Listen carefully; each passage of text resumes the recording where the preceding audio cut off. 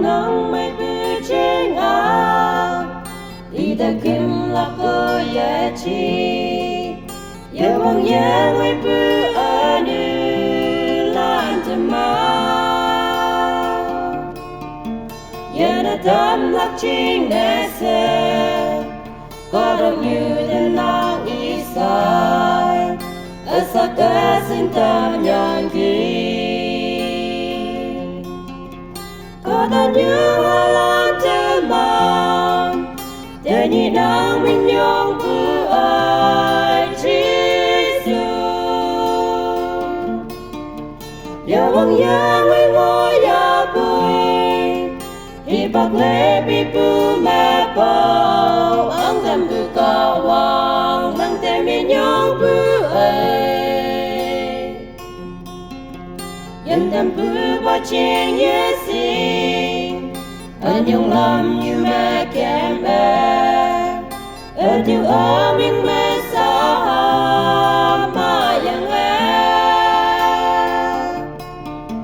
ở tình ba hay ai giờ lầm như giờ xin bên mà ở ngô ở quê có vắng người dân tâm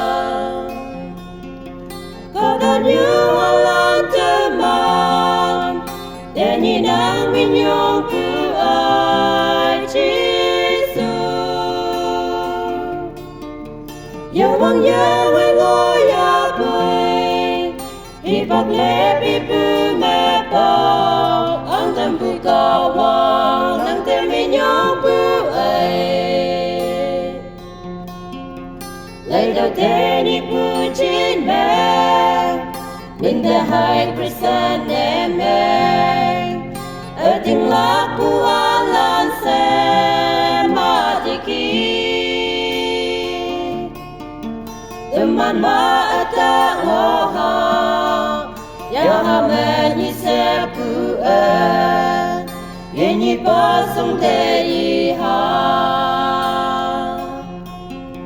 có ta như hoa lan trên màn để nhìn nắng mình nhung của ai Jesus yêu mong nhớ với ngôi nhà vui hi bạc lệ bị bưu mẹ bao ăn thầm bưu cao hoàng nắng tên mình nhung bưu ấy